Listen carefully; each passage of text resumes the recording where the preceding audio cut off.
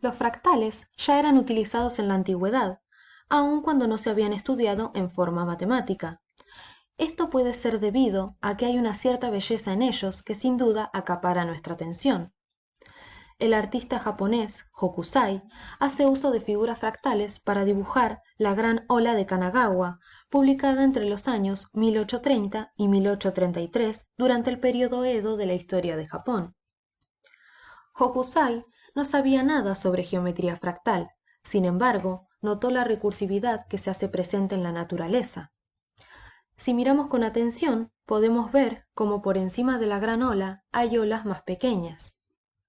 A su vez, también podemos apreciar obras de ingeniería con características fractales, como por ejemplo, la Catedral Santa Cruz y Santa Eulalia, la cual consta de un estilo gótico y fue edificada entre el siglo XIII y el siglo XV. En el siglo pasado, a un matemático se le ocurrió preguntarse, ¿de qué manera podríamos medir la costa de Gran Bretaña lo más exactamente posible? Cuando queremos dibujar un mapa, imitamos la forma real del mismo. Sin embargo, si miramos un mapa con una escala diferente, nos damos cuenta de que las partes que parecían ser lisas no lo son tanto. Poseen nuevas rugosidades. Por ende, un pequeño segmento de la costa es tan difícil de medir como la costa entera.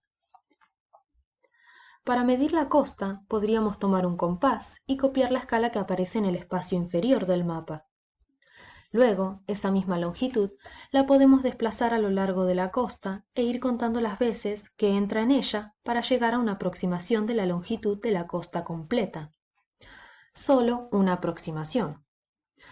Si tomamos la mitad de la abertura que tomamos antes, notaremos que entra más del doble de veces, obteniendo una longitud superior a la anterior. Esto sucede porque con segmentos más pequeños podemos acompañar mejor la forma del terreno. Entonces, si pudiéramos empequeñecer infinitamente la medida, la longitud de la costa tendería a infinito. Aquel problema de la medición de la costa fue lo que llevó al matemático polaco Benoit Mandelbrot a descubrir que la geometría tradicional euclidiana no era la más apropiada para estudiar curvas naturales, ya que a diferencia de las figuras rígidas que estudia esta geometría, las figuras de la naturaleza tienen longitudes infinitas. De esta forma, introduce en 1975 el término fractal y comienza a desarrollar lo que conocemos como geometría fractal. ¿Pero qué es un fractal?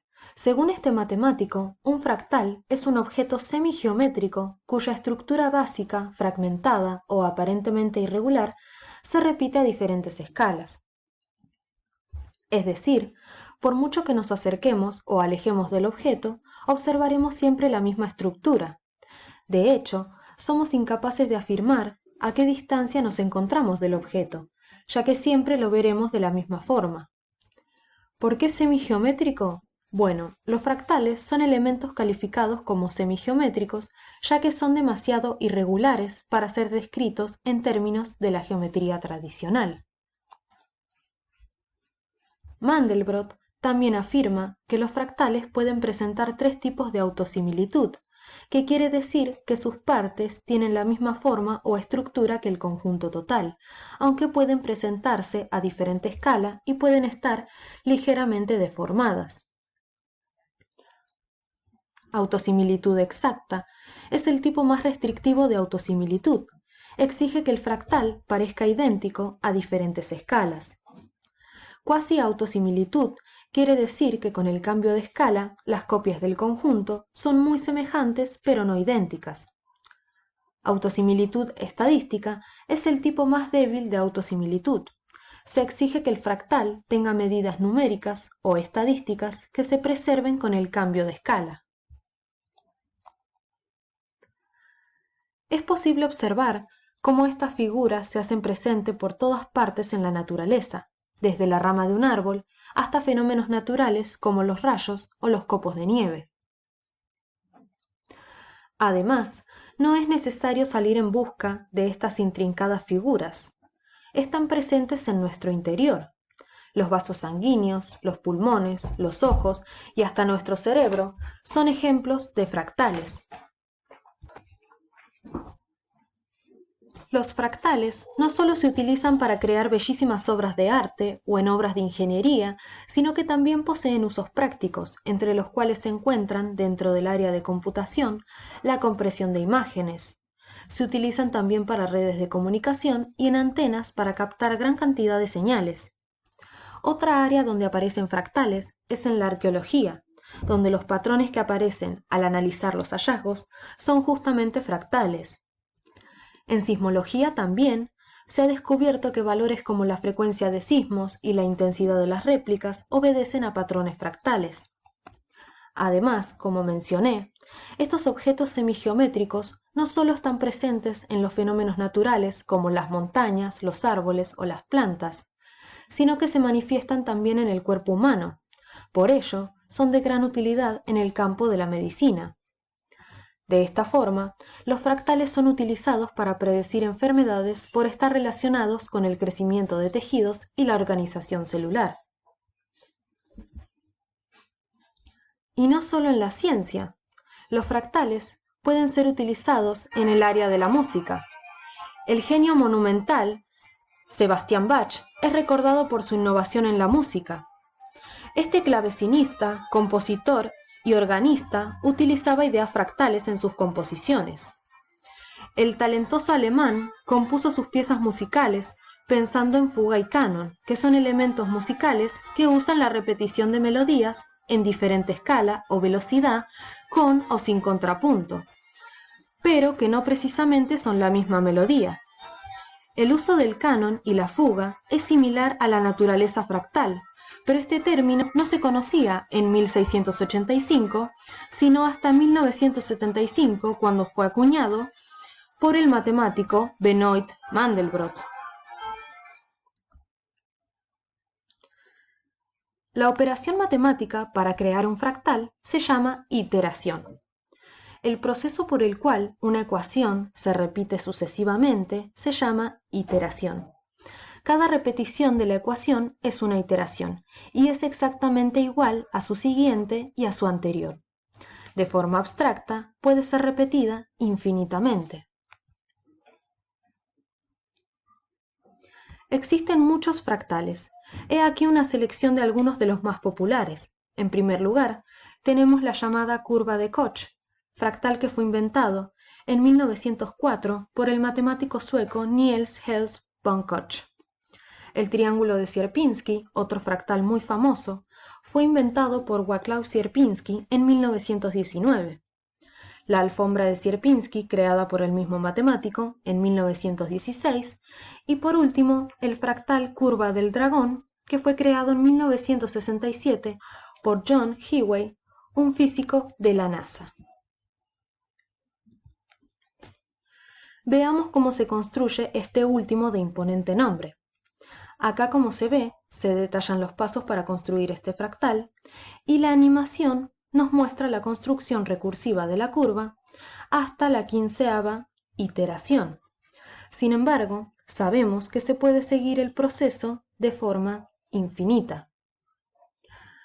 A partir de un segmento, se construye el triángulo, rectángulo e isósceles hacia arriba, siendo el segmento inicial la hipotenusa del triángulo. Se borra el segmento inicial, se va alternando la orientación de los triángulos en cada paso, y este proceso se puede repetir infinitas veces. Vamos a ver cómo se construye el triángulo de Sierpinski, un fractal sumamente popular. Se parte de un triángulo equilátero, que en este caso es nuestro triángulo celeste. Se unen los puntos medios de los lados, de modo que se formen 4 triángulos semejantes al original. Se repite el proceso en los 3 triángulos celestes de la iteración anterior. Se repite el proceso en los 9 triángulos celestes que se forman en la iteración anterior, y así sucesivamente. Como nos muestra la animación, hasta la iteración 5. Sin embargo, sabemos que el proceso se puede seguir infinitamente. Acá tenemos los pasos para construir la curva de Koch.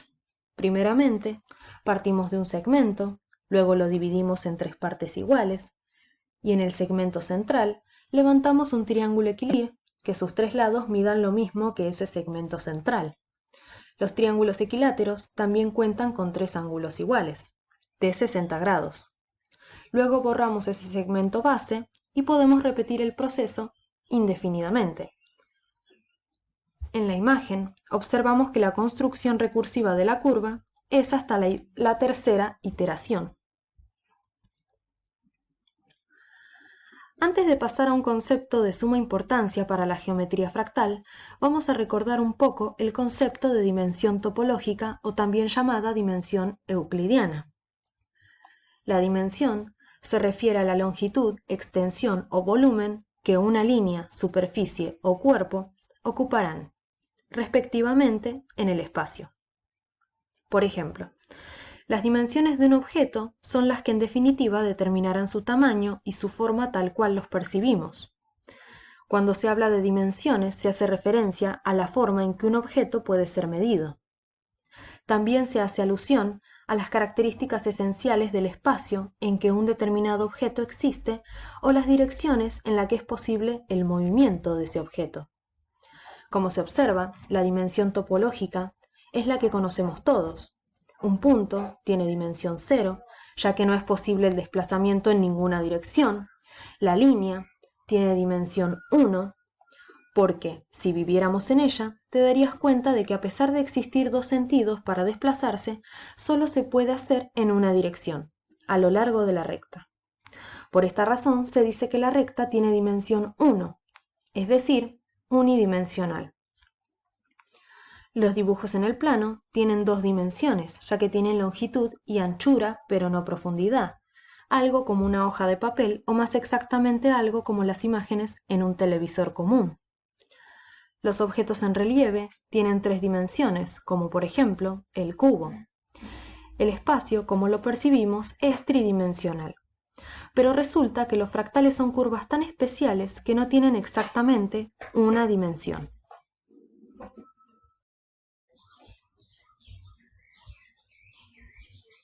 El término clave para poder medir la irregularidad de estos objetos es conocido como dimensión fractal. El concepto de dimensión en los fractales es algo muy complejo como consecuencia de la recursividad o autosimilitud a cualquier escala que estos poseen. Los fractales están compuestos por elementos cada vez más pequeños de sí mismos que se replican indefinidamente a menor escala, generándose una figura que tiene una superficie finita y un perímetro de longitud infinita. El concepto de dimensión juega un papel fundamental en la geometría fractal, pero la dimensión, en la mayoría de los fractales, no se ajusta a los conceptos tradicionales de la dimensión euclidiana o dimensión topológica, más aún, su valor raramente puede ser expresado por un número entero. Mandelbrot también da otra definición de fractal, que dice que un fractal es por definición un conjunto cuya dimensión de Hausdorff-Besicovitch es estrictamente mayor que su dimensión topológica. Vamos a ver un ejemplo. Calculemos la dimensión del triángulo de Sierpinski. Algunas figuras pueden ensamblarse para formar copias de sí mismas más grandes. Se requiere, por ejemplo, 2 copias de un segmento para construir otro con el doble de longitud. Se requiere 4 cuadrados para construir otro cuyo lado mida el doble. Y se requieren 8 cubos para obtener uno cuya arista mida el doble. En general, se requieren 2 a la d copias de un objeto para duplicar su longitud. Si consideramos a C como la cantidad de copias requeridas para obtener el mismo fractal en una escala mayor y llamamos A al número de veces que aumenta la medida del lado del objeto, 2 si se duplica, 3 si se triplica, etc., se obtiene así la fórmula C igual a la d, la cual funciona perfectamente con el segmento, el cuadrado y el cubo. Pero si el valor de d no puede ser calculado a simple vista, aplicamos logaritmos a ambos lados de la igualdad y despejando d, obtenemos la fórmula que nos servirá para calcular la dimensión de nuestro fractal. Como se puede observar en la imagen, para crear un triángulo de Sierpinski en una escala mayor, se requiere de 3 triángulos de Sierpinski, esos que observamos como rojo, verde y azul. Por lo tanto, ya tenemos nuestro valor de C, o sea 3. También podemos observar que la longitud de cada lado de nuestro triángulo se está duplicando. Por lo tanto, ya tenemos nuestro valor de A, o sea 2. Y de esta forma, reemplazando en la fórmula y operando, obtenemos que la dimensión del triángulo de Sierpinski es aproximadamente 1,58. Es un valor fraccionario, pero menor que su dimensión topológica, que al ser un polígono es 2. Por lo tanto, no cumpliría estrictamente con la condición de la definición de Mandelbrot, aunque el triángulo de Sierpinski es uno de los fractales más conocidos. Nos encontramos ante una de las excepciones, ya que, como señalé anteriormente, la definición de fractal es compleja, y este concepto no es definitivo. Hasta el mismo Mandelbrot reconoce que no incluye algunos conjuntos que por otras razones deben incluirse en la categoría de fractales, como es en este caso. Veamos cuál es la dimensión de la curva de Koch. Como vemos en la imagen, tenemos 2 iteraciones de esta curva. En la primera iteración, el conjunto está formado por 4 segmentos. Estos segmentos son copias a escala 1/3 del conjunto de la iteración anterior. De la primera a la segunda iteración, notamos que fueron requeridas 4 copias de pequeñas curvas de Koch para crear una más grande, cada una de 1/3 de longitud del segmento inicial, considerando que éste mide 1. Entonces, el número 4 indica la cantidad de copias, y el 3 será el inverso de nuestra razón de homotesia, que básicamente es la deformación de una figura, o sea, que se hace más grande o más chica en base a un punto. Así llegamos a que la dimensión de Hausdorff de la curva de Koch es aproximadamente 1,26. Por lo tanto, es mayor que su dimensión topológica, que en el caso de una línea es 1, y además tiene valor fraccionario. Cumple, por tanto, la definición de Mandelbrot de que un fractal es por definición un conjunto cuya dimensión de Hausdorff-Besicovitch es estrictamente mayor que su dimensión topológica. Veamos la dimensión de la curva del dragón. Luego de muchas iteraciones, podemos llegar a la siguiente curva del dragón, esa negra que se observa ahí, la cual cubre por completo una parte del plano y por lo tanto posee dimensión 2. Con este fractal es posible crear un mosaico perfectamente, ya que no habrá partes que se superpongan o espacios huecos. El matemático italiano Giuseppe Peano inventó las primeras curvas de relleno en 1890 y son curvas que completan el cuadro en el que están inscriptas. Un año después, el matemático alemán David Hilbert publicó una variación de la construcción de Peano. El matemático describe esta curva como una curva fractal continua que recubre el plano, en la que cada una de las curvas que aproximan la curva final es simple, es decir, no se corta a sí misma. Por cubrir una parte del plano, la dimensión de Hausdorff de estas curvas es igual a 2. Esto ocurre porque no quedan espacios entre sus líneas. Las curvas de relleno o curvas de rellenado ya forman parte de la geometría fractal y continúan interesando a los matemáticos y a los informáticos, no solo por su carácter recreativo y su elegante estructura recursiva, sino también porque ellas se revelan útiles en muchos campos científicos. El fractal más famoso es el llamado conjunto de Mandelbrot, que es la representación de una sucesión cuadrática a partir de C, que es un número complejo cualquiera. El famoso fractal que lleva su nombre se forma siguiendo la siguiente iteración. Dado un punto C del plano complejo, se realiza el cálculo z² más c partiendo de z igual 0, y de esa forma se puede repetir el algoritmo indefinidamente. Si el límite es finito, el número pertenece al conjunto. Si tiende a infinito, no pertenece. Esa es la región negra del conjunto. Se sabe que si en algún punto cada una de las coordenadas del número c obtenido son mayores a 2 o menores a -2, el límite será infinito, por lo que se suele colorear en distintos tonos según el número de iteración, obteniendo imágenes muy atractivas. Otro fractal trabajado en el plano complejo que es muy reconocido es el conjunto de Julia, llamado así por el matemático Gastón Julia, uno de los grandes precursores de la matemática fractal. ¿Pero por qué precursor? Bueno, Julia se interesó por las iteraciones de funciones complejas varios años antes que Mandelbrot. Fue el primero en inventar fractales en el campo complejo antes de que Mandelbrot pudiera introducir el término fractal.